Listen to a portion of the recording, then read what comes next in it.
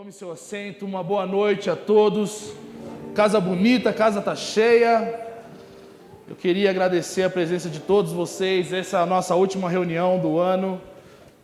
Quero agradecer a presença de cada um de vocês que vieram e também se empenharam em trazer o melhor dessa terra para a gente comer, né? Tem muita gente que tem suas especiarias e eu estou muito feliz porque todos nós nos empenhamos. Esse é o nosso último ágape desse ano.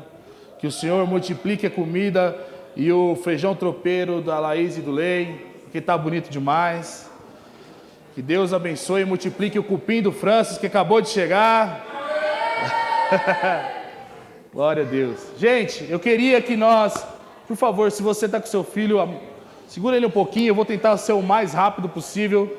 A apóstola Tal pediu para eu pregar 15 minutos, então estou com essa incumbência. Por favor, tome seu assento, eu quero ser rápido, eu preciso da sua atenção, preciso do seu zelo agora com ouvir o Evangelho. Você pode me dar sua atenção agora? Sim? Então evite conversas nesse momento, por favor, amém? Se você está com sua Bíblia, com o seu celular, abre sua Bíblia em Romanos capítulo 8, Pastor Eliel, nosso grande amigo, Pastora Renice, obrigado por estarem aqui. Gente, Pastor Eliel, ele foi o construtor dessa parede, o construtor da casa da bateria, construtor do telhado, ele foi um amigo nosso nessa reforma. Uma salva de palmas, Pastor Eliel, ele, Pastor Magno, Pastor Wilson, esse trio que conversava, que fazia eu rir, que com cada história, foi uma bênção pra gente. Muito obrigado, Pastor Eliel. Deus abençoe, viu? Um cara muito especial o senhor estar aqui. Romanos capítulo 8, versículo 31 diz assim, alguém me coloca um cronômetro de 15 minutos aí e fala, pelo amor de Deus, tá? Então, Romanos capítulo 8, versículo 31 diz assim, portanto, que poderemos dizer, obrigado filho, que poderemos dizer diante dessas coisas? Se Deus é por nós, quem será contra nós? Aquele que não poupou nem o próprio filho, mas pelo contrário o entregou por todos nós, como não nos dará também com ele todas as coisas? Quem trará alguma acusação contra os escolhidos de Deus? É Deus quem os justifica. Quem os condenará? Cristo Jesus é quem morreu. Ou pelo contrário, quem ressuscitou dentre os mortos, o qual está à direita de Deus e também intercede por nós? Quem nos separará do amor de Cristo? Será tribulação, ou angústia, ou perseguição, ou fome, ou privação, ou perigo, ou espada? Como está escrito, por amor de ti somos entregues à morte todos os dias, fomos considerados como ovelhas para o matadouro. Mas em todas essas coisas, somos mais que vencedores por meio daquele que nos amou. Nós estamos comemorando hoje na sexta-feira, antecipadamente, o último dia, a última semana, o último domingo de Advento. E essa última semana foca principalmente na realidade do amor de Deus, do tamanho e da expressão do amor de Deus para conosco.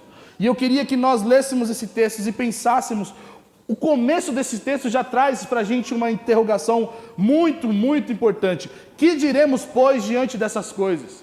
O que Paulo está falando para nós, meus amigos? Paulo está trazendo para a gente aqui, nesse texto, depois de ele escrever um monte de coisas sobre justificação pela fé, sobre que nós éramos pecadores, merecedores da ira de Deus. Agora Paulo está falando sobre nós sermos agora parte do povo de Deus, porque nós temos o Espírito Santo selando a gente como parte do seu povo, mas não somente selando, nos guiando, porque Paulo no capítulo 8 vai dizer, todo aquele que é nascido do Espírito é guiado pelo Espírito de Deus. E Paulo fala sobre esse novo nascimento que o Espírito Santo de Deus promove para nós. E esse novo nascimento, meus irmãos, permite que a gente ande diante de Deus como inculpáveis. Agora que nós temos o Espírito Santo, somos nova criatura, nós somos agora obedientes a Deus, porque temos o Espírito de Deus em nós, que faz com que nós andemos, não segundo a vontade da carne, mas segundo a vontade de Deus, por meio do Espírito em nós. Esse novo nascimento é a certeza de que nós somos filhos de Deus.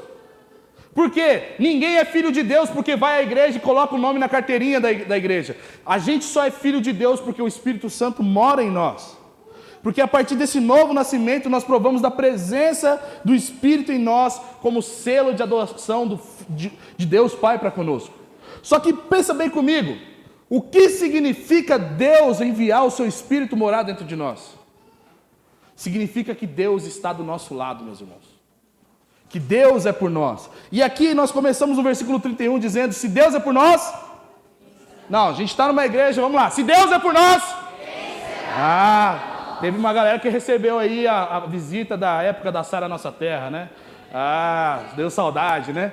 Então, se Deus é por nós, nós temos Deus morando em nós. Esse versículo, gente, não está falando sobre batalhas espirituais que nós vamos ter que enfrentar. Esse versículo está falando justamente de Deus, Todo-Poderoso, totalmente santo, aquele que não tem culpa nenhuma agora, está do lado dos homens que uma vez eram culpados dos seus próprios pecados. Deus, em sua infinita misericórdia, proveu para nós a bondade de Ele estar do nosso lado. E graças ao quê? Ao novo nascimento, meus irmãos. O novo nascimento, ele é provido e experimentado através de nós, em nós, através de uma ação que aconteceu na história da humanidade. O que aconteceu há 2000 anos atrás? Jesus, o Filho de Deus, encarnou. E uma vez que Ele encarnou, agora nós temos Deus do nosso lado, meus irmãos.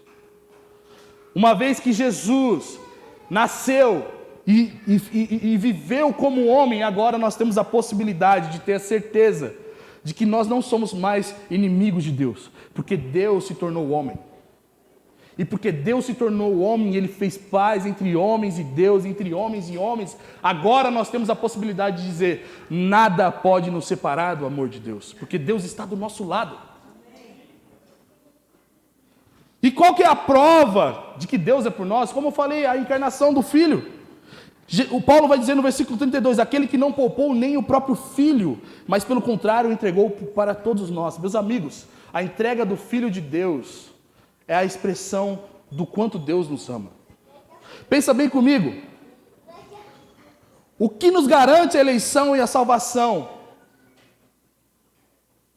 A pessoa de Cristo Jesus. O que nos garante que nós somos salvos e amigos de Deus? A pessoa de Cristo Jesus. Deus, em sua multiforme graça, Deus em sua soberania, em seu imenso amor, Ele poderia não fazer nada, porque Ele é Deus e Ele continua sendo amável, continua sendo santo, mas porque Ele nos amou com seu eterno amor, Ele nos deu o seu Filho, Ele não poupou o seu Filho de ser morto e crucificado em nosso lugar, meus irmãos. Sabe qual que é o tamanho do amor de Deus para conosco? Um Deus que é transcendente, criador do universo, que não cabe em sua criação. O tamanho do amor de Deus é de um bebê que está deitado em uma manjedoura. Talvez com seus 4, 5 quilos e os seus 51 centímetros. Essa é a maior prova de amor que Deus poderia expressar para nós, meus irmãos. Um bebê. Um bebê que expressa toda a realidade do amor que Deus tem por nós. Aquele bebê judeu que nasceu em Belém, ele é a expressão viva, real, do quanto Deus nos ama. Se você talvez tenha dúvida do amor de Deus, eu quero dizer para você nessa noite, Deus te ama e a prova disso é que Ele encarnou. Ele não poupou o seu Filho, mas Ele entregou por nós. E o texto vai continuar dizendo coisas para nós. A garantia do amor de Deus. O amor que Deus tem por nós e como Ele sustenta a gente em todas as situações da nossa vida. Porque pensa bem, partindo da ideia que Deus fez tudo para que nós fôssemos agora alvos do seu amor, e nós sendo alvos do seu amor, temos Deus do nosso lado. O que nos impede de que nós possamos ser amados por Deus? Já parou para pensar que talvez, em algum momento, poderia existir algo que impedisse nós de recebermos esse amor? Se for contar pela realidade da nossa força e de quanto nós podemos ser agradáveis a Deus, nós nunca teríamos o amor de Deus. Mas porque Deus é amor e porque Deus decidiu em nos amar, meus irmãos, olha o que o texto vai dizer. Quem trará alguma acusação contra os escolhidos de Deus? É Deus quem os justifica, ou seja, não tem ninguém na face da terra que possa acusar aqueles que Deus chamou para ser seu filho. Quem os condenará? Se Deus, que é o justo juiz, se Deus é o justo juiz que tem a justiça em suas mãos, não nos condena, e não nos condena não porque, pelo que nós somos ou pelo que nós fazemos, mas por causa que o Filho, Cristo Jesus, é quem morreu, ou pelo contrário, Paulo continua dizendo, quem ressuscitou dentre os mortos e que está à direita de Deus intercedendo por nós. Meus amigos, nós não estamos do lado oposto de Deus, mas Deus está do nosso lado ao ponto de ter o seu Filho diante do trono do justo juiz dizendo, Ele é santo, Ele é justo, Ele está inculpável diante dos nossos olhos. Nós não podemos derramar a ira que era necessária para ser contemplada, ser satisfeita, porque eu paguei esse preço, eu ressuscitei e estou do seu lado agora. Eu intercedo por aqueles que estão lá, e eles são nosso, e nós somos o seu Deus. O texto continua dizendo, olha aqui, quem nos separará do amor de Cristo, meus irmãos? Será que é a tribulação ou a angústia que nós sentimos no dia a dia do pecado? Será a perseguição? Será a fome? Será a privação? Tudo isso que nós passamos está fazendo com que nós não sejamos amados por Deus? Nada nos separa do amor de Cristo.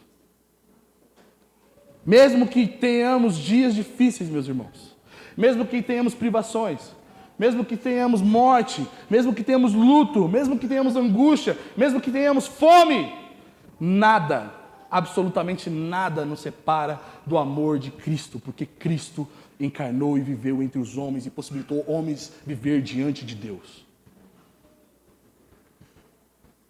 Mesmo que nós venhamos sofrer por causa do Evangelho, mesmo que nós venhamos sofrer por causa das situações adversas, o texto continua dizendo, por amor de ti somos entregues à morte, todos os dias fomos considerados como ovelhas para o matadouro, mas uma coisa é certa, nós não estamos separados do amor de Deus, porque Deus veio até nós, nos amando por meio do seu Filho. E eu quero concluir dizendo uma coisa para vocês, olha só, consegui. Versículo 37 diz para a gente aqui, mas em todas essas coisas, que coisas? Tudo isso que a gente viu que poderia ser uma possibilidade de nós não nos sentirmos amados. A privação, a dor, a angústia, a fome, o perigo, a espada. Em todas essas coisas, meus irmãos, nós somos mais do que vencedores, por meio daquele que nos amou. Eu quero dizer para você que nós temos tudo que nós precisamos para ser agradáveis a Deus. Nós não precisamos de mais nada, porque nós temos Cristo, que veio cumprir a missão de nos reconciliar com Deus. E Ele fez essa missão. Ele nos reconciliou. Deus nos ama. Deus nos fez amáveis. E Deus nos faz alvo de todo o seu amor. E isso, gente, é uma bênção. Isso é uma vitória para nós. Sabe por quê? Porque nós merecíamos a ira eterna. Mas Deus nos amou. E porque Ele nos amou, quando nós merecíamos a ira eterna, meus irmãos, nada nos separa do seu amor, porque Ele decidiu nos amar. João vai dizer para nós que Ele nos amou, nós o amamos porque Ele nos amou. Ou seja, toda a expressão de amor e correspondência de amor que nós temos, não é porque nós somos apaixonados por Deus, mas é por causa que o amor de Deus nos apaixonou por Ele, de tanto amor que Ele tem por nós. Nada nos separou do amor de Deus, meus irmãos, porque Deus veio com todo o seu amor em seu Filho para nos ter. É por causa da encarnação de Cristo Jesus que nós podemos provar e expressar agora esse amor. E eu quero dizer para você, se você não se sente amado, eu quero dizer, não é sobre o que você sente, é sobre o que Ele é. Ele ama, Ele é amor. E eu quero que você confie nisso nessa noite. Por causa que Cristo encarnou, nós podemos provar agora do amor de Deus. E se você talvez está nessa sala e não se sente amado por Deus, Deus quer te amar hoje. Deus quer derramar todo o seu amor, porque Ele fez isso em Cristo Jesus. E por causa que Cristo encarnou, meus irmãos, e Cristo ressuscitou, nós temos uma esperança, a esperança futura. E é sobre isso que o Natal fala, sobre a esperança do Messias, do Messias que encarnou. E sobre a esperança que nós temos do Messias que virá novamente.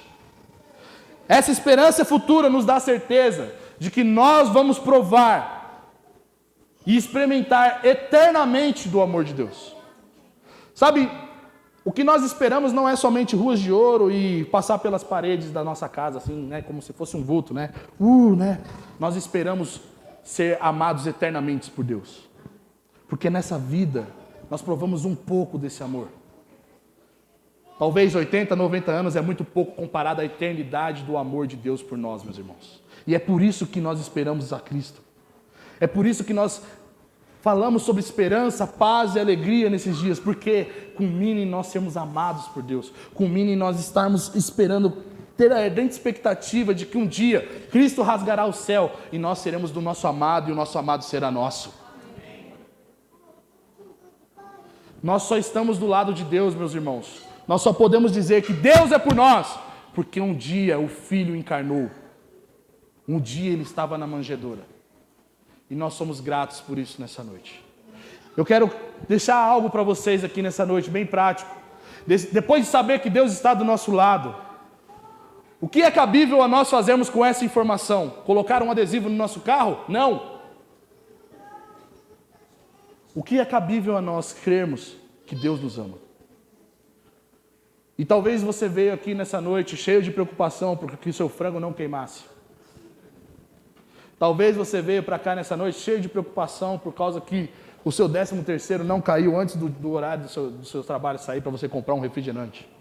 Eu só quero dizer uma coisa para você, independente do que você está vivendo, Deus te ama. E a prova de que Ele te ama é que Ele enviou o seu Filho, Ele não poupou o seu Filho por amor de nós.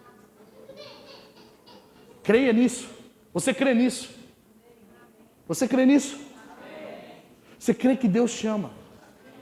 Você crê que Deus não negligencia ou fraciona expressões e afeições de amor por você nessa noite? Mesmo que você faça coisas erradas, Deus te ama. Isso não é uma desculpa para você continuar no erro. É uma realidade que Deus nos amou quando éramos pecadores. Porque o amor de Deus não está sendo barganhado pelo que nós fazemos. Ele é amor. E eu quero que você saia daqui com fé nisso. Vamos orar? Feche seus olhos.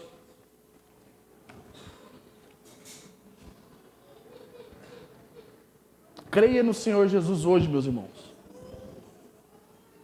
Creia em Jesus. Se talvez você é um convidado e você não é um cristão, se você não faz parte de uma comunidade de fé e você está me ouvindo agora, o meu apelo para você é: creia que Jesus é o Senhor, porque quando você crê que Jesus é o Senhor, você recebe todo o amor que Ele tem por você. Você não só recebe, você prova desse amor. Senhor, nessa noite eu oro pedindo, Deus, derrama do seu amor sobre nós aqui. Nós temos a certeza de que o Senhor está do nosso lado. Por isso, Deus, nós viemos provar da profundidade, da largura, do cumprimento desse amor que o Senhor tem para nós, Deus. Ajuda-nos a entender que o seu amor não é sobre o que nós somos ou fazemos, mas sobre quem o Senhor é. E o Senhor é o nosso Deus. O Senhor está do nosso lado. E se o Senhor está do nosso lado, não existe ódio que seja contra nós. Porque todo o ódio que nós poderíamos sentir estaria na sua ira, mas o Senhor nos poupou de sua ira. Nós te damos graças pelo seu amor, Jesus. Nós te damos graças, Senhor. Em nome de Jesus. Amém.